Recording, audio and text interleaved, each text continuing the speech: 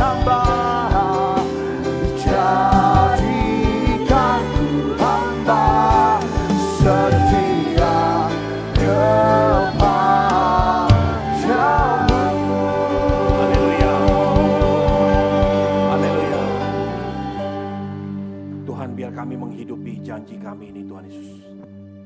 Lebih dari segalanya kami menginginkan Kau, Tuhan. Lebih daripada emas, perak, dan permata sekalipun. Tuhan, jadikan kami hamba yang layak di hadapan-Mu, Tuhan. Tuhan, berbicara kepada setiap hamba-hamba-Mu di tempat ini. Nyatakan isi hati-Mu, Tuhan. Supaya kami sungguh-sungguh melakukan firman-Mu dan berkenan di hadapan-Mu. Terima kasih Bapa, terima kasih. Beri hamba-Mu ini bahasa yang sederhana, Tuhan Yesus. Nyatakan apa yang menjadi isi hati-Mu, Tuhan. Supaya hamba-hamba-Mu, gereja-Mu dibangun dan nama Tuhan dipermuliakan. Terima kasih Bapa, terima kasih. Hamba serahkan segala hormat, pujian, ucapan syukur dan kemuliaan bagi nama-Mu. Dalam nama Tuhan Yesus Kristus. Semua yang percaya dan siap diberkati Tuhan sama-sama katakan amin, amin. Sebelum saudara duduk, coba beri salam satu sama lain kepada hamba-hamba Tuhan yang ada di sekitar saudara. Amin, terima kasih hamba-hamba Tuhan yang luar biasa. Kemudian saudara boleh kembali duduk dan dengan tenang kita akan membuka hati kita dan terus membiarkan Roh Kudus tuntun kita. Saudaraku, beberapa waktu terakhir ini kita sedang berbicara dan merenungkan tentang kerinduan orang-orang seperti apakah yang boleh tinggal di dalam kemahnya Tuhan, di dalam tabernakelnya Tuhan. Saudaraku, beberapa waktu yang lalu sudah sempat saya sampaikan bahwa jika ada satu perkara, jika ada satu kriteria yang membuat Tuhan tidak nyaman tinggal satu atap, yaitu dengan orang-orang yang angkuh atau orang-orang yang sombong.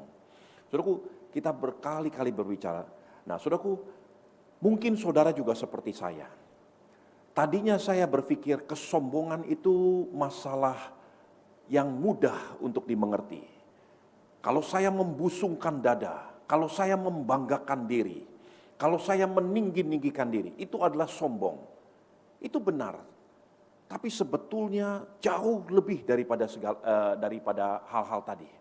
Saudaraku, satu kali setelah Salomo mentahbiskan bait Allah, ya, bait Allah pada zaman Salomo, kitab 2 Tawarikh 7 berkata begini, ayat yang 13 dan 14.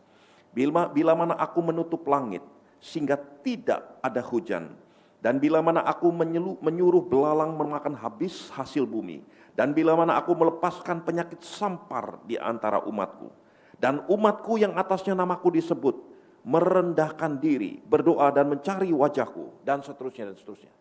Saudaraku, Tuhan katakan gini, dalam amarahnya, dalam murkanya, ketika Tuhan melepaskan penyakit sampar, ketika Tuhan menghardik bumi, tetapi apabila umat Tuhan merendahkan diri, lalu berdoa dan mencari wajah Tuhan, Tuhan pulihkan keadaannya. Saudaraku, semakin hari semakin saya renungkan betapa luar biasanya satu karakter ini, yaitu humility, humble di hadapan Tuhan, kerendahan hati di hadapan Tuhan. Nah, saudaraku, hari ini kita akan belajar lebih jauh lagi. Bulan yang lalu kita melihat bahwa the mirror don't lie, cermin itu tidak berbohong. Ya. Saudaraku, terkadang salah satu apa yang direfleksikan oleh cermin adalah teguran atau teguran. Seringkali semua kita, saya termasuk, gak ada orang yang suka menerima teguran. Tetapi the mirror don't lie. Semua yang terrefleksikan dari cermin itu sebetulnya itu merefleksikan diri kita. Teguran itu penting untuk kita, bukan masalah tegurannya, tetapi bagaimana saudara dan saya meresponi apa yang ditegurkan kepada kita. Sebab kerendahan hati kita itu akan tercermin pada waktu itu. Saudaraku, hari ini kita akan melihat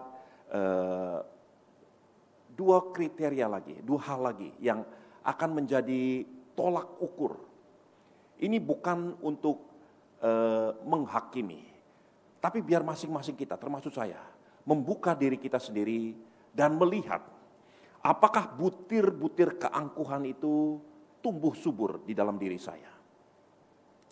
Coba saudara ada satu kata yang saya ingin saudara ingat-ingat, yaitu double standard atau standar ganda.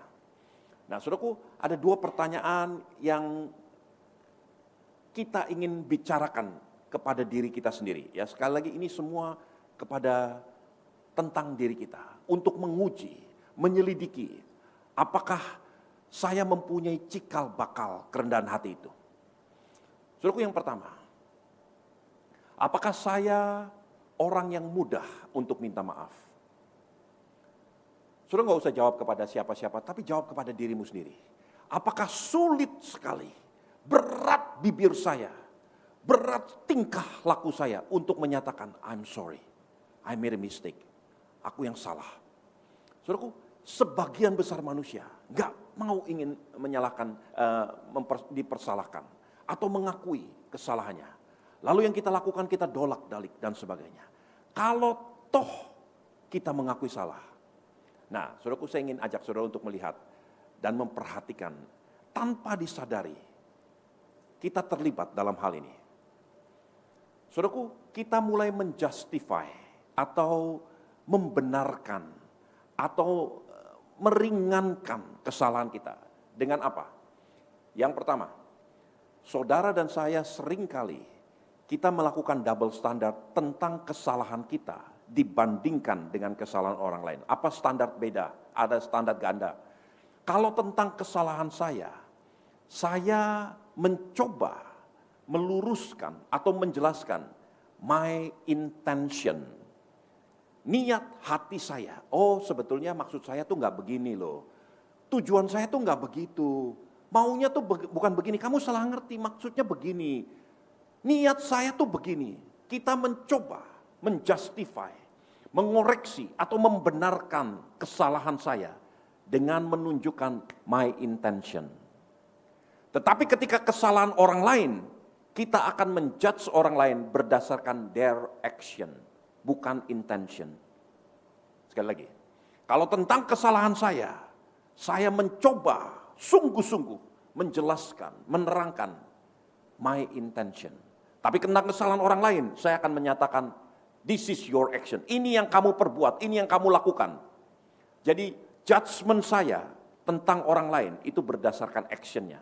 Tapi tentang saya berdasarkan my good intention. Saudaraku, seringkali tanpa saudara dan sadar, kita melakukan hal ini. Ini satu bukti keangkuhan. Saudaraku, saya ingin ajak saudara untuk melihat satu pribadi di dalam Alkitab.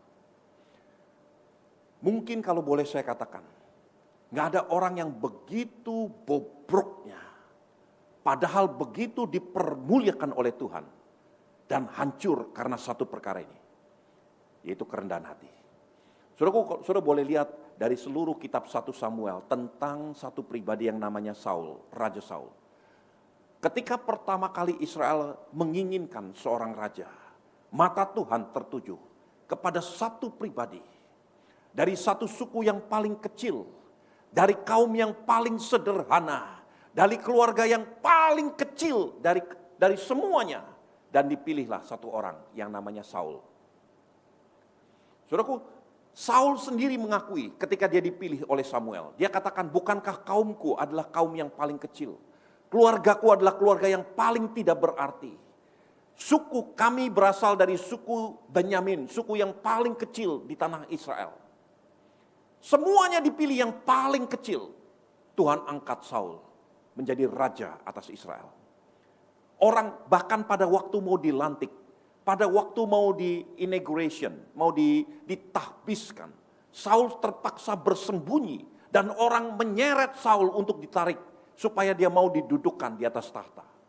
Saudaraku, kalau saudara lihat bagaimana perjalanan hidup Saul, saudara akan betul-betul sepakat dengan apa yang saya katakan. Ini orang rendah hati, luar biasa. Ini orang betul-betul, wah, luar biasa. Nah, saudaraku, tiba-tiba dia bisa berubah. Saudaraku, hari ini saya ingin ajak saudara untuk melihat.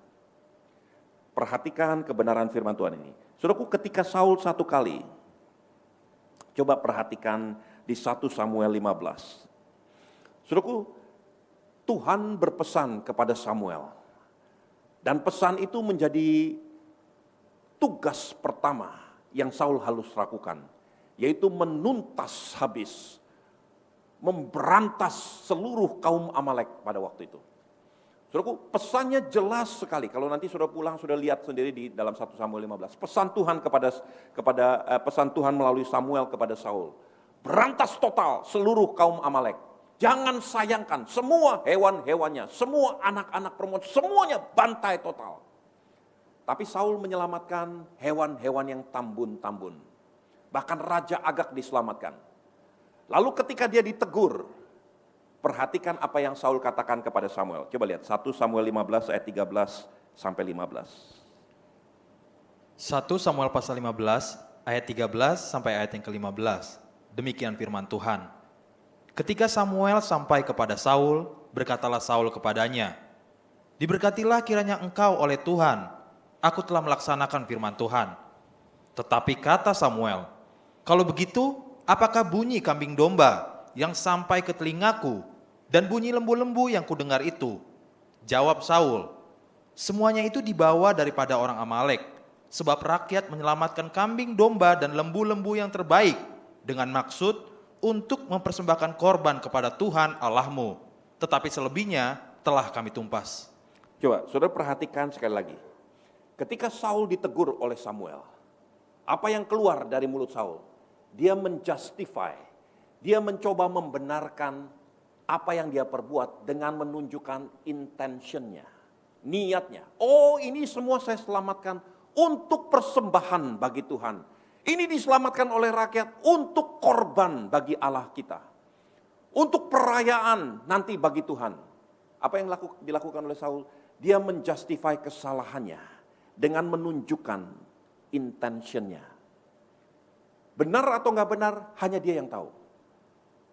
Saudaraku, seringkali, coba sambil kita mendengar firman Tuhan, saudara biarkan Roh Kudus mengoreksi diri kita sendiri. Kalau saudara mau bertumbuh, ini caranya, biarkan Tuhan mengobrak-abrik dan seperti mengoperasi karakter-karakter, kerikil-kerikil yang tidak berkenan, biar dicungkil betul-betul. Seringkali saya pribadi, kita lakukan seperti itu. Ketika kita ditegur, hal yang pertama yang keluar dari mulut kita mencoba menjustify, mencoba menjelaskan intention saya itu enggak begitu. Maksud saya tuh begini, tujuan saya tuh begini, ini untuk begitu dan sebagainya dan sebagainya. Semua yang saya bicarakan adalah my intention. Kenapa? Karena itu nggak bisa kelihatan. Saudara nggak bisa tegur saya dengan my intention. Itu ada di hati saya. Saudara nggak tahu betul atau nggak apa yang saya ngomongin. Bohong pun saudara nggak tahu. Karena apa? It's my intention. Di dalam lubuk hati saya. Dan itulah yang Saul katakan kepada Samuel. Oh, ini diselamatkan untuk Tuhan. Ini untuk kemuliaan Tuhan, untuk korban bakaran bagi Tuhan. Is it true? I don't know. Tapi ketika Saul berhadapan dengan kesalahan orang lain, lalu dia mulai melakukan satu penghakiman berdasarkan actionnya. Nah, saudaraku, sudah mundur ke 1 Samuel 14. Ada satu peristiwa. Ketika itu Israel dalam keadaan terkepung. Ketika Israel dalam keadaan terkepung, Saul sebagai raja, dia berkata, "Mari kita berjuang habis-habisan. Tumpas habis musuh-musuh kita. Jangan berhenti sebelum kita menang dalam peperangan ini." Kemudian Saul mengeluarkan satu titah, satu perintah. Dia berkata begini, "Seorang pun tidak boleh makan, apapun tidak boleh dimakan. Dia harus berjuang, dia harus berperang melawan musuh sampai kita menang. Baru boleh makan." Coba lihat. Perhatikan 1 Samuel 14, sudah mundur sedikit. Mulai dari ayat 24 sampai ayat 31. Sampai ayat 31, silakan. 1 Samuel 14 ayat yang ke-24 sampai ayat yang ke-31. Judul perikop, Yonatan dibebaskan dari kutuk. Ketika orang-orang Israel terdesak pada hari itu, Saul menyuruh rakyat mengucapkan kutuk, katanya, "Terkutuklah orang yang memakan sesuatu sebelum matahari terbenam, dan sebelum aku membalas dendam terhadap musuhku. Sebab itu, tidak ada seorang pun dari rakyat yang memakan sesuatu." Dan seluruh orang itu sampailah ke suatu hutan, dan di sana ada madu di tanah. Ketika rakyat sampai ke hutan itu, tampaklah ada di sana madu meleleh, tetapi tidak ada seorang pun yang mencendoknya ke mulutnya dengan tangan, sebab rakyat takut kepada sumpah itu. Tetapi Yonatan tidak mendengar bahwa ayahnya telah menyuruh rakyat bersumpah. Ia mengulurkan tongkat yang ada di tangannya dan mencelupkan ujungnya ke dalam sarang madu. Kemudian ia mencendoknya ke mulutnya dengan tangan, lalu matanya menjadi terang lagi. Dan seorang dari rakyat berbicara katanya, "Ayahmu telah menyuruh rakyat bersumpah dengan bersungguh-sungguh. Katanya, terkutuklah orang yang memakan sesuatu pada hari ini, sebab itu rakyat letih lesu." Lalu kata Yonatan, "Ayahku mencelakakan negeri. Coba lihat bagaimana terangnya mataku setelah aku merasai sedikit dari madu ini. Apalagi jika sekiranya rakyat pada hari ini boleh makan dengan bebas dari jarahan musuhnya yang telah didapatnya. Tetapi sekarang tidaklah besar kekalahan di antara orang Filistin. Dan pada hari itu mereka memukul kalah orang Filistin dari Mikmas sampai ke Ayalon. Rakyat sudah sangat letih lesu." Amin. Saudaraku, saya nggak ingin berpolemik benar atau salah. Tetapi perkataan Saul sebagai perkataan raja itu titah.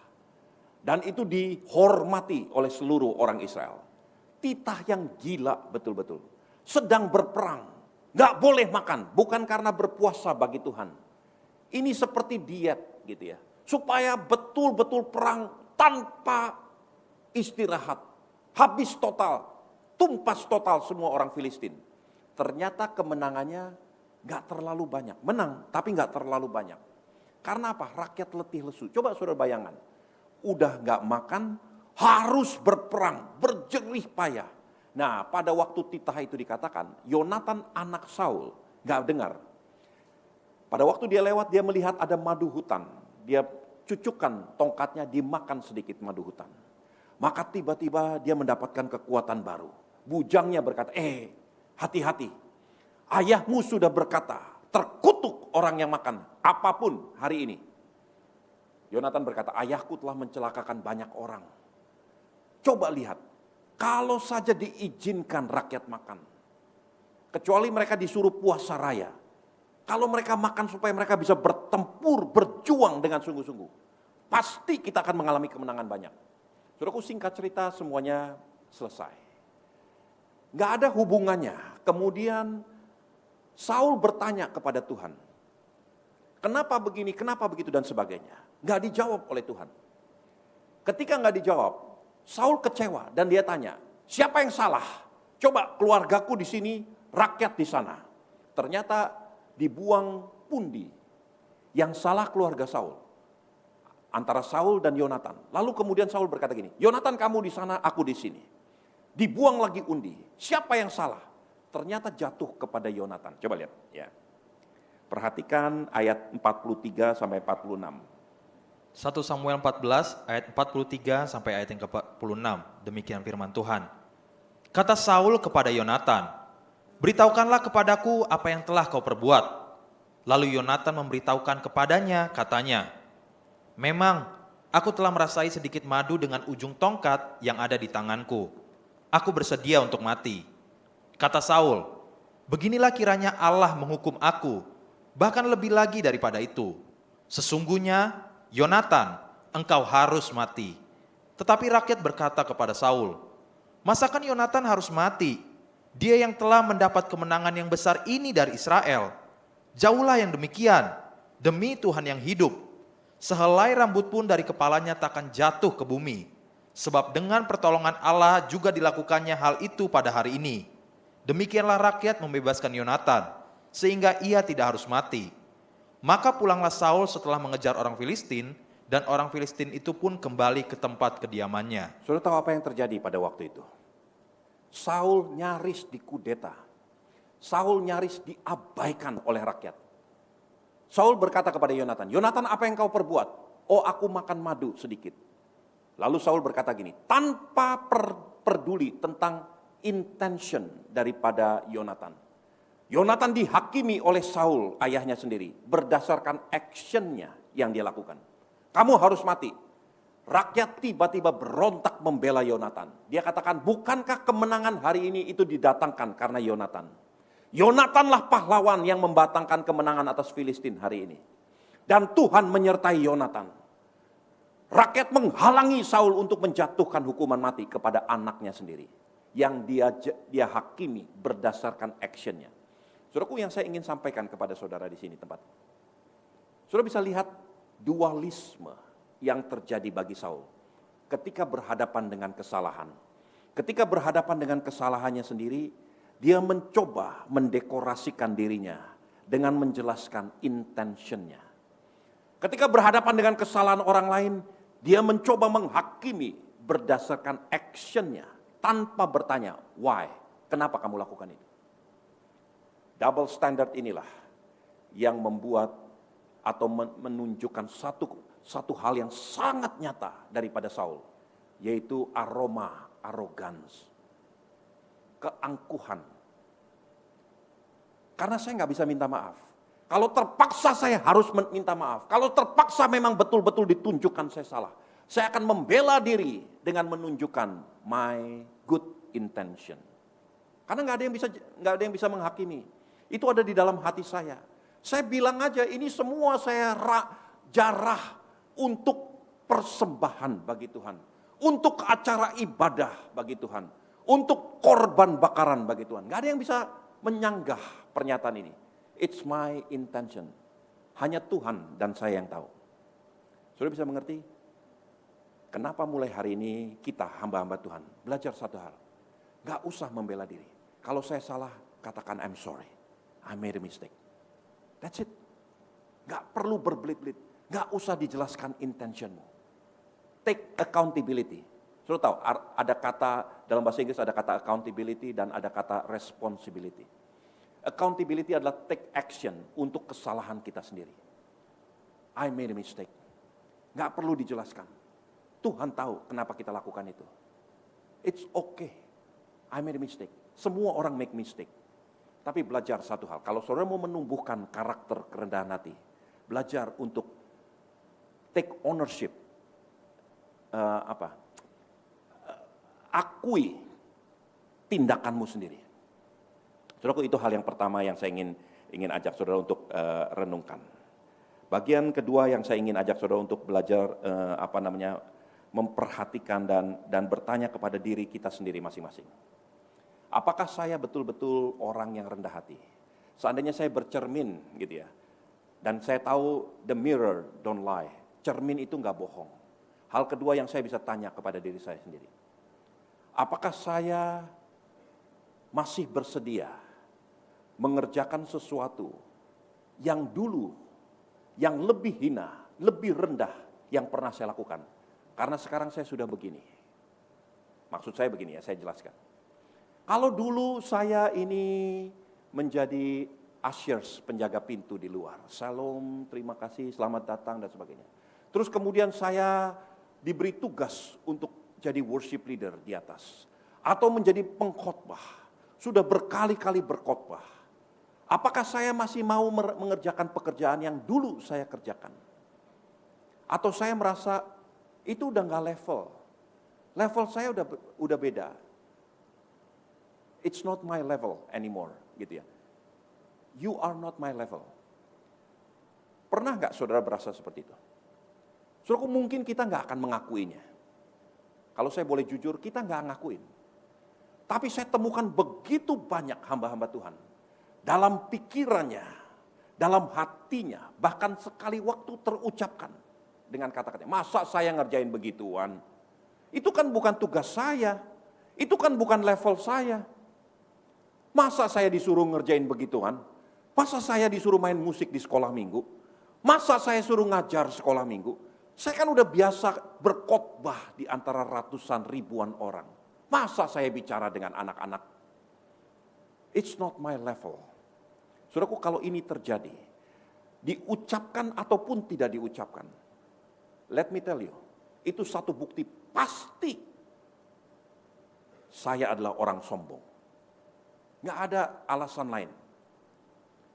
Dan kemudian saya ingin sampaikan, kalau orang-orang seperti itu, dia sedang berjalan ke arah yang berbeda, bertolak belakang dengan perjalanan Yesus sendiri. Saudara tahu, Yesus ada di muka bumi 33,5 tahun.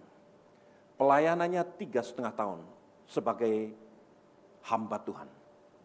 Dalam pelayanannya dimulai dengan dia merendahkan diri, dibaptis oleh Yohanes Pembaptis, keluar dari kolam baptisan, bertemu dengan 1-2 orang, kemudian berkumpul sampai akhirnya 12 orang.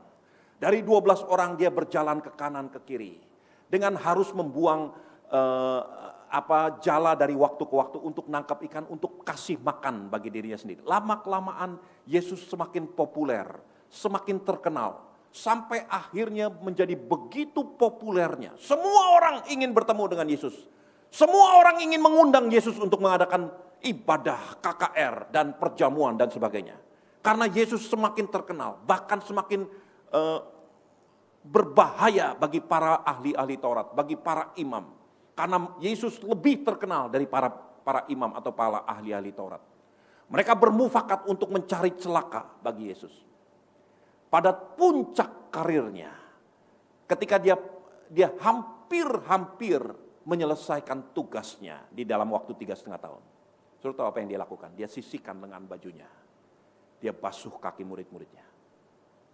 Kok dia mau? Oh, bukan level saya. Saya kan sudah menjadi pengkhotbah besar. Masa saya cuci kaki? Saudara bayangkan, ya. Di ujung pengakhir daripada masa pemerintahan Presiden Jokowi. Lalu dia berlutut, dia cuci kaki para menteri. Saudaraku, ini sesuatu yang tidak masuk akal. Gak pernah terpikirkan. Masa mungkin harusnya dia akan dielu-elukan. Kalau di Amerika presiden yang setelah dia selesai menyelesaikan tugasnya, dia menerima presiden baru di White House. Kemudian dia keluar, diantar oleh presiden yang baru. Diterbangkan oleh namanya Marine One, helikopter pertama. Dan dia diterbangkan menuju ke Air Force One dan dia diterbangkan pulang ke rumahnya. Pada waktu dia mendarat di rumahnya, lalu pesawat-pesawat tempur US Air Force itu berkeliling di sekeliling rumahnya, mengadakan suatu pertunjukan spektakuler. Lalu presiden melambai-lambaikan tangan, dia bekas Commander in Chief. Orang paling berkuasa atas seluruh militer di Amerika. Sekarang militer memberikan penghormatan terakhir. Itu manusiawi. Itu masuk akal. Yesus enggak begitu. Justru di akhir daripada keberadaannya di bumi, dia ambil tempat yang paling rendah untuk merendahkan dirinya. Bagaimana dengan kita? Oh, dulu memang saya begitu. Tapi saya kan udah beda. Sekarang saya ini kelasnya beda. Saya nggak lagi ngurusin yang begitu-begituan. Saya udah terlalu tinggi. It's not my level anymore. Saudaraku, pernah nggak terbesit perkataan, perasaan seperti itu dalam hati saudara dan saya? Dari waktu ke waktu saya masih sering mendengar, bukan hanya melihat, bahkan mendengar keluhan hamba-hamba Tuhan. Masa saya dijadwalnya di situ terus? Masa saya begini terus? Kapan saya di jadwal yang lebih gitu ya. Saudaraku, saya ingin sampaikan, hari ini mari kita sama-sama bertobat sungguh-sungguh. Karena nggak ada gunanya, saudaraku. Saudara sedang berjalan ke arah yang berbeda dengan Yesus berjalan. Hamba-hamba Tuhan, demi kasih Kristus, let me tell you, hari ini sungguh-sungguh rendahkan dirimu. Rendahkan dirimu. Belajar jangan mengatakan kepada dirimu sendiri, it's not my level. Itu bukan level saya. I'm too high for this. Aku terlalu tinggi untuk seperti itu. Saudara, saya ingin ajak saudara untuk melihat satu kebenaran firman Tuhan. Kalau tadi Yesus seperti itu, saya ingin ajak saudara untuk mundur, melihat bagaimana Tuhan mengangkat manusia luar biasa. Karena mendemonstrasikan satu karakter yang sederhana seperti ini. Saudaraku, saya ajak saudara untuk melihat kitab Esther. Di kitab Esther 6, ada seorang Yahudi bernama Mordekai. Saudaraku, Mordekai pada waktu itu dalam keadaan tertekan. Kenapa dalam keadaan tertekan? Karena dia sudah tahu bahwa telah jatuh keputusan dia dan seluruh kaum bangsanya akan dihukum mati. Keputusan itu sudah ditentukan oleh Raja Ahasiweros berdasarkan keinginan atau berdasarkan usulan dari Haman bin Hamedata. Keputusan itu tidak dapat ditarik kembali. Saya nggak tahu apa yang dilakukan oleh Mordekai. Mungkin dia berdoa sampai nggak keluar lagi kata-kata. Dia menangis sampai nggak keluar lagi air mata. Betul, saudara pernah mengalami ini? Dalam pergumulan tekanan berat, berdoa sampai kata-kata pun nggak keluar. Nggak tahu mau ngomong apa lagi di hadapan Tuhan. Nangis sampai air mata udah nggak keluar lagi. Saudara cuma berlutut, Tuhan, let your will be done. Mungkin saya bayangkan itu yang akan terjadi, itu yang akan dikatakan oleh Mordekai. Dia pasrah, dia hanya menunggu waktu. Hitungan cuma beberapa hari lagi. Mordekai dan seluruh kaumnya akan dibantai habis. Tiba-tiba, satu pagi, Mordekai baru bangun, mungkin baru sarapan, pintu rumahnya diketok. Dan orang nomor 2 ada di depan rumahnya.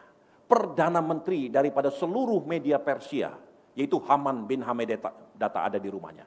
Haman begitu sampai di depan pintu rumah Mordekai, dia berlutut di hadapan Mordekai. Dia gendong Mordekai, diangkat, ditempatkan di kereta kuda daripada Raja Ahasiweros. Dikenakan jubah yang dipakai oleh Raja Ahasiweros. Dipakaikan cincin yang dipakai oleh Raja Ahasiweros. Dipakaikan mahkota raja sendiri. Semuanya persis seperti hari itu. Mordekai adalah raja atas seluruh media Persia. Saudaraku, Mordekai terbingung-bingung. Kemudian diarak-arak. Orang nomor 2 di seluruh media Persia berjalan di depan. Seperti badut membuka jalan. Seperti forerunner membuka jalan. Dia berkata, inilah orang yang kepadanya raja berkenan. Dia berkata, hai penduduk media Persia, inilah orang yang kepadanya raja berkenan. Terus menerus Haman berteriak. Mordekai nggak mengerti apa yang terjadi. Karena malam sebelumnya Raja Ahasiweros nggak bisa tidur. Karena dia nggak bisa tidur, dia bingung bolak-balik nggak bisa tidur. Dipanggil para ahli kitab, ayo bacakan kitab demi kitab. Dari semua kitab diambil kitab yang menuliskan riwayat hidup Mordekai. Lalu dibukakan, diceritakan kepahlawanan Mordekai. Raja tersentak mendengar kepahlawanan Mordekai. Dia katakan begini, apa hadiah yang pernah diberikan kepada orang yang telah menyelamatkan nyawaku ini? Pegawai-pegawai istana bilang, enggak dikasih hadiah apa-apa. Hah?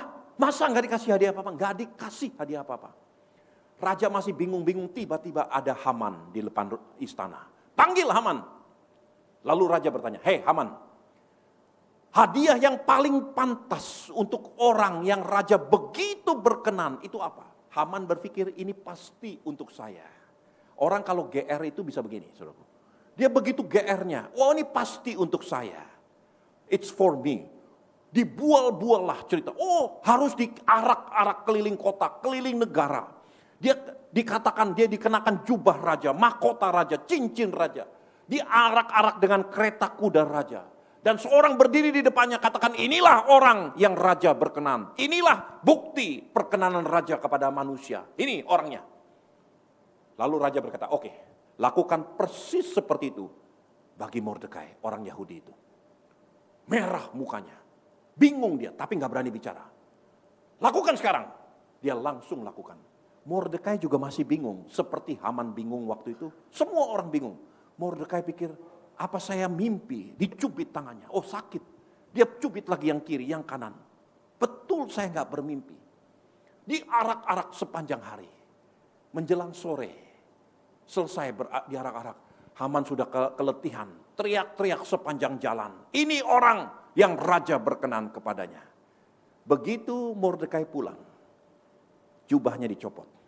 Mahkota dikembalikan. Cincin raja dikembalikan. Kalau saudara dan saya sebagai Mordekai, what will you do setelah ini semua terjadi? Saudara, saya pernah kenal satu orang. Begitu angkuhnya, saya pergi dengan orang ini, berempat. Diundang untuk acara apa saya lupa, di Istana Merdeka. dalam perjalanan, itu cuma satu dari begitu banyak orang namanya berjubel-jubel, terus kemudian ada kesempatan masuk gitu ya. Dan bicara, presiden bicara, kemudian kita pulang. Presiden nggak bicara langsung berduaan, cuma bicara dengan beberapa pengusaha nih, ada mungkin ratusan orang. Udah saya pulang, di mobil ini orang ini, telepon kanan kiri, kamu di mana? Saya baru dari istana nih. Dia telepon lagi, kamu gimana? Tunggu sebentar ya, saya baru dari istana nih. Dikabarkan seluruh muka bumi. Saya baru dari istana. Padahal nggak ngapa-ngapain di istana. Bareng-bareng sama saya. Saudaraku, saya pikir seandainya kita, seandainya saudara nih, ini sekarang bukan cuma sekedar satu dari begitu banyak orang yang datang mendengar presiden berpidato. Ini Mordekai dipakaikan jubah daripada raja. Dipakaikan mahkota daripada raja. Dipakaikan cincin daripada raja. Diarak-arak oleh orang nomor 2 di kerajaan. Kira-kira Mordekai akan lakukan apa? Coba kalau saudara dan saya, secara jujur, jawab kepada dirimu sendiri. What will I do? Nanti malam bisa makan malam nggak? Saya mau cerita nih. Tadi saya baru dipanggil Jokowi. Saya diajak ngomong sama Jokowi. Dan jasnya dipakaikan ke saya. Banyak hal dia ceritakan tentang masa depan Indonesia. Mungkin kita akan press conference, jelaskan kepada seluruh muka bumi. Saudaraku, apa yang dilakukan oleh Mordekai? Lihat.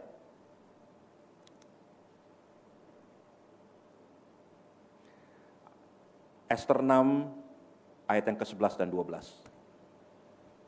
Ester pasal 6 ayat yang ke-11 sampai ayat yang ke-12. Demikian firman Tuhan. Lalu Haman mengambil pakaian dan kuda itu, dan dikenakannya pakaian itu kepada Mordekai. Kemudian diaraknya Mordekai melalui lapangan kota itu, sedang ia menyerukan di depannya. Beginilah dilakukan kepada orang yang raja berkenan menghormatinya. Kemudian kembalilah Mordekai ke pintu gerbang istana raja. Tetapi Haman bergesa-gesa pulang ke rumahnya dengan sedih hatinya dan berselubung kepalanya. Kemudian kembalilah Mordekai ke depan pintu gerbang, duduk lagi sebagai satpam. Baru beberapa menit yang lalu, dia menjadi orang yang setengah di bawah raja. Di atas daripada Haman bin Hamedata. Diarak-arak dengan kereta raja. Pakai jubah raja, pakai mahkota raja, pakai cincin raja. Setelah semua selesai, dia kembali duduk di pintu gerbang sebagai satpam. Kenapa Mordekai nggak berkata gini, itu nggak level lagi. It's not my level. Masa saya ngerjain begitu lagi? Saya kan udah beda levelnya. Saya kan udah ada di atas sekarang. Saya harus ngurusin strategi negara. Saya harus pikirkan hal-hal yang besar. Nggak lagi ngurusin keamanan di pintu gerbang raja. Saudaraku, kenapa ada orang-orang yang tidak pernah mencapai tujuan Tuhan? Karena dia berkata, it's not my level anymore. You are not my level. Ini bukan level saya, kamu bukan level saya. Saya ini terlalu tinggi. Saudaraku, saya ingin sampaikan sebagai hamba Tuhan. Rendahkan diri kita. Rendahkan diri kita di hadapan Tuhan. Hanya orang-orang yang mau merendahkan diri. Ada waktunya Tuhan angkat. Dan Tuhan biarkan setelah diangkat. What will you do? Tuhan ingin melihat supaya kita juga tahu. Saya itu siapa? Apakah saya bersedia kembali duduk? Saudaraku, saya ingin sampaikan.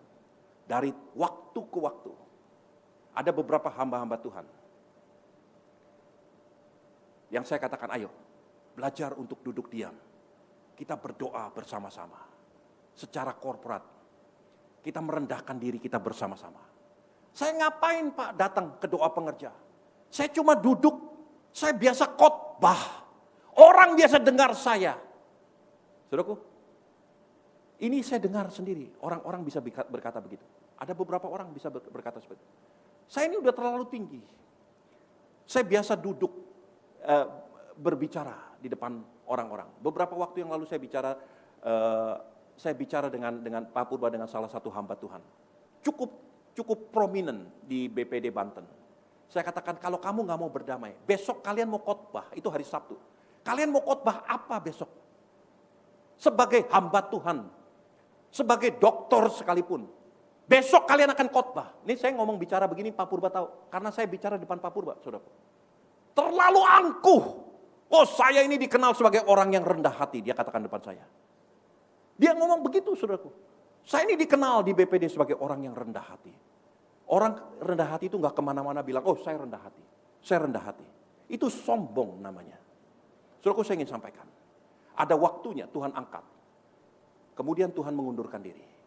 Untuk melihat, what will you do next?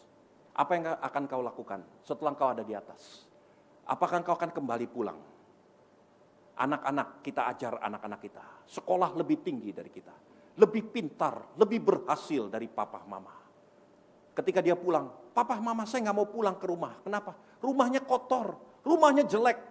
Saya mau tinggal di hotel. Saya udah orang hebat, kelas saya beda. Saudaraku, ada orang tua yang betul-betul sampai menangis melihat tingkah laku anak-anak seperti ini. Saya berdoa tidak ada satupun. Saudara, ada anak-anak muda di tempat ini. Satu kali engkau akan dipakai Tuhan lebih hebat dari papa mamamu.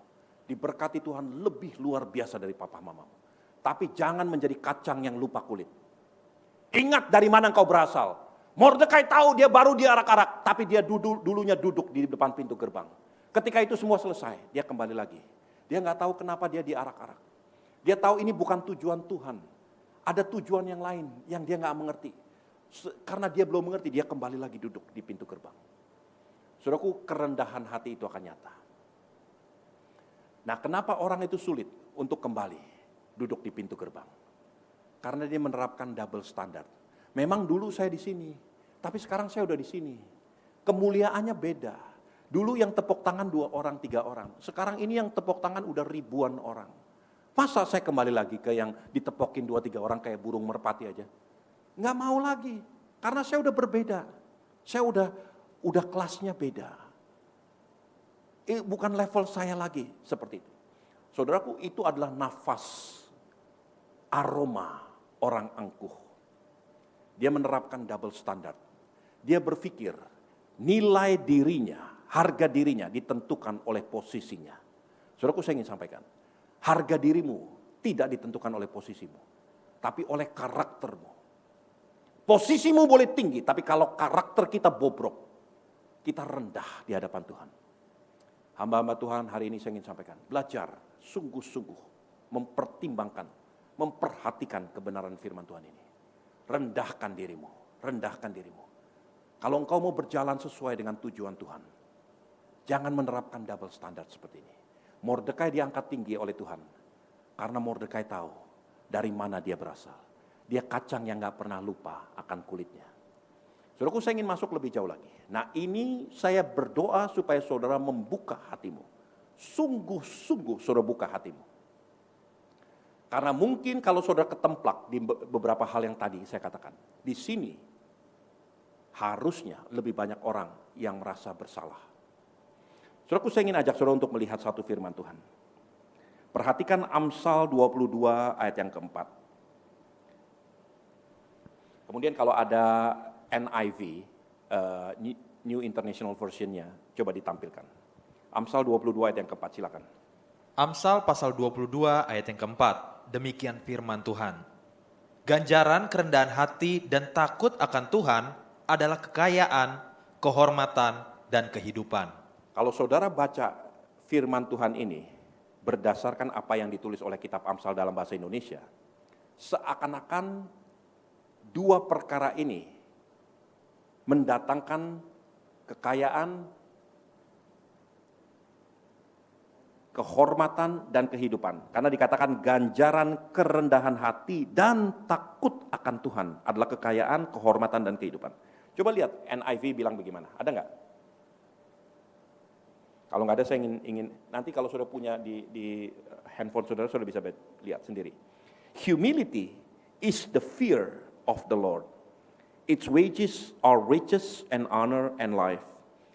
Kerendahan hati adalah takut akan Tuhan. Bukan kerendahan hati dan takut akan Tuhan. Kerendahan hati adalah takut akan Tuhan. Upahnya adalah kekayaan, kehormatan, dan hidup. Jadi kerendahan hati dan takut akan Tuhan adalah sama, equal. NIV menerapkan gini, kalau saudara mau tahu apa artinya takut akan Tuhan, yaitu kerendahan hati. Kalau engkau mau tahu apa artinya kerendahan hati, yaitu takut akan Tuhan. Humility is the fear of the Lord. Its wages, riches and honor and life. Nah, saudaraku, mungkin saudara bingung melihat ini. Saya pun gak mengerti. Sampai satu kali Tuhan singkapkan satu peristiwa yang dilukiskan di kitab Hagai. Ya. Saudaraku, ada sesuatu yang Tuhan sampaikan kepada umatnya di kitab Hagai. Saudara boleh lihat kitab Hagai.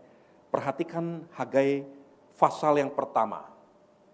Nah, kitab Hagai pasal pertama ini banyak digunakan oleh hamba-hamba Tuhan, terutama oleh para gembala, untuk mempromosikan supaya orang nabur ketika gereja hendak membangun gedung yang baru. Saudaraku, kitab Hagai pasal pertama, coba baca ayat yang ketiga sampai ayat yang ketujuh. Hagai pasal 1 ayat yang ketiga sampai ayat yang ketujuh. Demikian firman Tuhan. Maka datanglah firman Tuhan dengan perantaraan Nabi Hagai, bunyinya, apakah sudah tiba waktunya bagi kamu untuk mendiami rumah-rumahmu yang dipapani dengan baik, sedang rumah ini tetap menjadi reruntuhan. Oleh sebab itu, beginilah firman Tuhan semesta alam, perhatikanlah keadaanmu. Kamu menabur banyak, tetapi membawa pulang hasil sedikit. Kamu makan, tetapi tidak sampai kenyang. Kamu minum, tetapi tidak sampai puas. Kamu berpakaian, tetapi badanmu tidak sampai panas. Dan orang yang bekerja untuk upah, ia bekerja untuk upah yang ditaruh dalam pundi-pundi yang berlobang. Beginilah firman Tuhan semesta alam. Perhatikanlah keadaanmu. Amin. Saudaraku, pada waktu itu, pada zaman Nabi Hagai, ada satu keadaan di antara umat Tuhan. Ini bukan di antara orang yang tidak mengenal Tuhan. Di antara umat Tuhan. Pada waktu itu di Yerusalem, ada satu ketimpangan moral di dalam hati anak-anak Tuhan. Mereka tuh begini, rumahnya dihiasi, dibangun semewah mungkin. Rumah Tuhan menjadi reruntuhan. Lalu Tuhan berkata gini, kenapa engkau bangun rumahmu sedemikian rupa, sedangkan kau biarkan rumah Tuhan berantakan seperti ini? Coba perhatikan keadaanmu, lihat dirimu. Saudaraku, apa yang sebenarnya Tuhan ingin sampaikan? Dulunya saya juga terpengaruh dengan beberapa hamba-hamba Tuhan. Ini digunakan untuk mengusik jemaat. Ayo, jangan mikirin rumah sendiri, bangun rumah Tuhan. Ternyata ini bicara jauh lebih dalam daripada hal itu. Nah, saya ingin saudara perhatikan beberapa menit ke depan, karena ini penting sekali. Saudaraku, ada dua macam orang di dalam gereja atau hamba-hamba Tuhan. Orang yang pertama, tipe yang pertama, di dalam gereja melayaninya males-malesan, ogah-ogahan, asal-asalan, banyak mengeluh, banyak dolak-daliknya, banyak alasan, bikin pusing semua orang, ruwet ngomong sama dia. Ayo kerjain ini, aduh begini, aduh begitu dan sebagainya. Semua dilama-lamain. Kalau bisa selesai satu hari, kenapa nggak dibuat 3 bulan? Saudaraku, semuanya diperlama, dibuat rumit sekali. Dan nggak ada hasilnya sama sekali. Dan di luar, ternyata waktu dia bekerja di sekuler, juga sama. Ruwet, ini males, itu ogah-ogahan dan sebagainya. Keluar satu tempat, pindah ke tempat lain, dipecat dari sini, dipecat dari situ. Sama-sama begitu. Saudaraku, saya ingin samaan, itu orang malas. Tapi minimal orang malas ini konsisten. Coba lihat kanan kiri. Ada nggak orang-orang kayak gitu? Males, tapi minimal dia konsisten. Coba colek kalau yang orang-orang gitu. Minimal kamu konsisten. Saudaraku, ini orang-orang malas. Dia nggak akan berhasil kemana-mana. Tapi ada yang lebih parah lagi, yang tipe kedua. Di dalam gereja melayani dengan ogah-ogahan. Dengan asal-asalan. Semaunya sendiri. Ya seadanya, ala kadarnya. Tetapi begitu keluar, di luar dia bekerja, melakukan usahanya, dia giat sungguh-sungguh. Kalau bisa selesai 1 hari, diselesaikan setengah jam. Kalau bisa selesai hari ini, kenapa nggak kemarin sudah selesai? Dengan sungguh-sungguh, dengan cekatan, dengan cermat sungguh-sungguh. Saya ingin sampaikan, ini orang sombong. Kalau yang tadi itu adalah orang malas, yang kedua orang sombong. Mungkin saudara bertanya, di mana letak kesombongannya? Let me tell you. Saudara perhatikan sungguh-sungguh pelan-pelan, saya ingin bicara. Karena orang ini mempunyai double standard. Sama seperti orang yang tadinya melayani rendahan, terus dipromosikan melayani yang tempat tinggi. Untuk kembali lagi nggak mau. Kenapa? Karena standarnya sudah beda. Kemuliaannya menurut dia itu beda. Tepuk tangannya beda. Sambutan orang itu beda. Oh dulu kan begini, sekarang kan saya udah di sini. Udah nggak bisa lagi ke sini. Karena saya udah levelnya beda. Dia punya penghargaan yang berbeda bagi dirinya sendiri. Orang yang abal-abal di dalam pelayanannya. Tetapi di luar dia sungguh-sungguh melayani dengan cekatan, dengan cermat, dengan tidak mengenal lelah. Orang ini juga menerapkan double standard. Karena pekerjaan Tuhan itu bocuan. Gak ada untungnya. Gak dapat apa-apa. Tapi di luar, oh saya dapat duit. Saya dapat keuntungan besar, makanya saya habis-habisan. Saya dapat promosi, saya dapat begini, begitu dan sebagainya.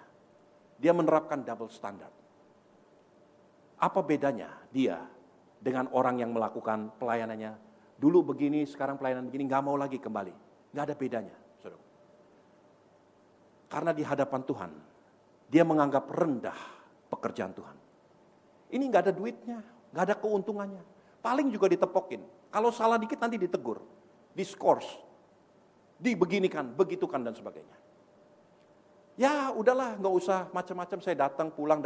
Ada masa bodoh lah, nggak usah ikut-ikutan, nggak usah repot-repot lah. Yang penting saya tetap datang, nggak jadi mualaf gitu ya. Ya tetap adalah dalam gereja. Tapi pikiran kemana-mana, ya seadanya aja, nggak usah ekstrim. Saudaraku, saya ingin sampaikan. Ini bahaya yang paling besar. Saya ingin betul-betul saudara memperhatikan kebenaran Tuhan ini. Inilah yang disebut keangkuhan. Dan yang begini, banyak di dalam gereja. Banyak sekali di dalam gereja. Dia menganggap rendah pekerjaan Tuhan. Tetapi di luar, dia mati-matian. Dia gigih sungguh-sungguh. Dalam segala aspek. Saudara mau bicara tentang waktu. Bagaimana kita menghargai waktu buat Tuhan. Bagaimana kita menghargai waktu buat pekerjaan. Bagaimana kita kesungguhan hati kita buat Tuhan. Kesungguhan hati kita di luar. Semua ini sebetulnya karena itu nggak ada duitnya. Itu nggak ada kemuliaannya. Nggak ada benefitnya buat saya. What is it for me? Tapi di dalam pekerjaan saya, oh ini kan saya dapat sesuatu. Saudaraku, hati-hati. Inilah kesombongan. Saudaraku, saya ingin ajak saudara untuk melihat apa yang Tuhan katakan kepada Hagai, kepada bangsa Israel pada waktu itu. Dia katakan, apakah belum waktunya untuk kau mendandani rumahmu? Kenapa engkau berkata belum waktunya untuk mendandani rumah Tuhan? Tuhan berkata, engkau bereskan kepentinganmu sendiri. Tetapi kepentingan Tuhan, pekerjaan Tuhan, engkau anggap remeh. Ini belum waktunya, udahlah nggak usah macam-macam. Kemudian Tuhan melalui Hagai berkata gini, sekarang lakukan sesuatu. Perhatikan, sudah lihat ayat yang ke-8. Jadi naiklah ke gunung, bawalah kayu dan bangunlah rumah itu. Maka aku akan berkenan kepadanya dan akan menyatakan kemuliaanku di situ, firman Tuhan. Saya lompat ke ayat 12. Lalu Zerubabel bin Shealtiel dan Yosua bin Yosadak, imam besar, dan selebihnya dari bangsa itu mendengar suara Tuhan, Allah mereka, dan juga perkataan Nabi Hagai, sesuai dengan apa yang disuruhnya kepadanya oleh Tuhan, Allah mereka. Lalu takutlah bangsa itu kepada Tuhan. Saudara perhatikan, Israel pada waktu itu dihardik oleh Hagai. Lalu imam besar dan seluruh bangsa itu mengikuti perkataan Hagai. Ketika mereka melakukan perkataan itu, firman Tuhan katakan ini, lalu takutlah akan Tuhan bangsa itu. Jadi takut akan Tuhan tidak turun duluan, baru mereka melakukan firman Tuhan. Mereka melakukan firman Tuhan, baru takut akan Tuhan turun kepada mereka. Saudara bisa melihat ini? Apa yang dikatakan oleh tadi kitab Amsal 22? Humility is the fear of God. ketika mereka tidak lagi punya double standard, ketika mereka merendahkan diri, kepentingan Tuhan, itu luar biasa. Gak lebih rendah dari kepentingan saya perlu makan, tapi Tuhan perlu didahulukan. Tuhan perlu dikerjakan dengan giat, dengan sungguh-sungguh, dengan sepenuh hati. Ketika mereka mau merendahkan diri, mengikuti nasihat Hagai, mereka takut akan Tuhan. Kenapa mereka takut akan Tuhan? Karena kerendahan hati adalah takut akan Tuhan. Saudara bisa melihat ini? Saudaraku, hari ini saya ingin sampaikan. Ini dua perkara yang saya ingin ajak saudara untuk bercermin tentang diri kita, jiwa kita masing-masing. Apakah saya orang yang mudah mengaku salah? Atau saya mencoba menjustify my mistake dengan menonjolkan intention saya? Kalau salah akui, I make mistake. I was wrong, sorry. That's it. Lebih mudah, lebih cepat saudara akan dimuliakan Tuhan. Yang kedua, jangan lupa akan kulitmu. Jangan jadi kacang yang lupa kulit. Kalau satu kali Tuhan promosikan kau, kalau Tuhan buat bisnismu sungguh-sungguh berhasil, kalau di luar sana kau bekerja siang malam, dipanggil oleh atasanmu, ditugaskan sesuatu, kau lakukan dengan kesungguhan hati, karena ada duitnya, ada keuntungan bagimu. Kalau Tuhan bicara, lakukan dengan kesungguhan hati. Minimal sama seperti apa yang kau lakukan di luar. Kalau dua-duanya sama-sama jelek, itu namanya orang malas. Tapi kalau di sana bagus, di sini jelek, itu namanya orang sombong. Jangan jadi orang sombong. Hari ini hamba-hamba Tuhan saya ingin sampaikan. Belajar. Jangan pernah terpikir atau terucapkan, it's not my level. Ini bukan level saya, ya nggak level lah dengan saya. Jangan pernah berkata seperti itu. Hamba-hamba Tuhan, rendahkan dirimu. Saudara mau merendahkan diri? Mulai hari ini, belajar rendahkan dirimu. Mari, tundukkan kepala. Hamba-hamba Tuhan, mari maju.